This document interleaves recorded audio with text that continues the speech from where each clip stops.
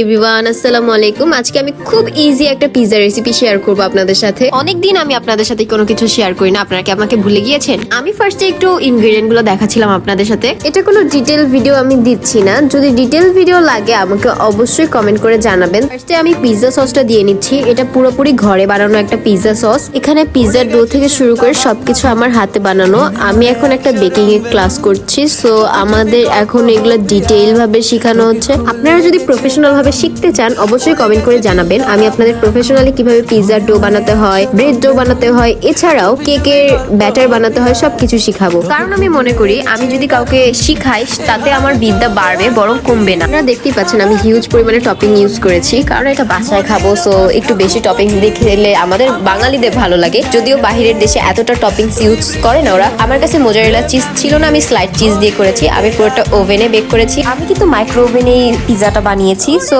Micro ওভেনেও বানানো যায়, but কালারটা একটু ডিফারেন্ট আসে ইলেকট্রিক ওভেনের থেকে। আমার ওভেনে 10 মিনিটই পিৎজা হয়ে যায়। আপনাদের ওভেনের টেম্পারেচারের উপর ডিপেন্ড করবে আপনাদের ওভেনে কতটুকু সময় নিবে। তো দেখতেই পাচ্ছেন আমার পিৎজাটা হয়ে গিয়েছে, আর পিৎজাটা অনেক কালারফুল আর হিউজ টপিংস থাকাতে খুব রিচ হয়েছে। আমি একসাথে দুইটা পিৎজা বানিয়েছিলাম, একটা বেশি টপিংস দিয়ে আর একটা একটু কম টপিংস দিয়ে। তো আজকের জন্য এতটুকুই। সবাই ভালো থাকবেন, সুস্থ থাকবেন, আল্লাহ হাফেজ।